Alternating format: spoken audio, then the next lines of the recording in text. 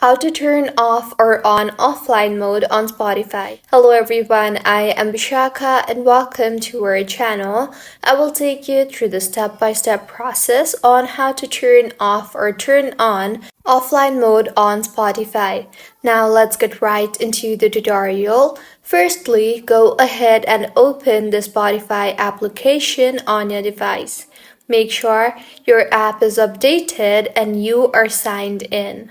Now tap on your profile icon on the top left of your screen and further tap on the settings and privacy option. In the interface that you will be led to, go ahead and tap on the playback option. In here, you will see the option for offline.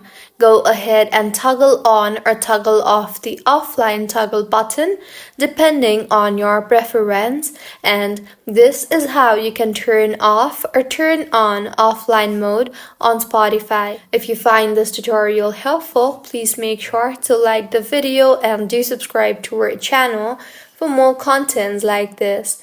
Thank you for staying with us until the end.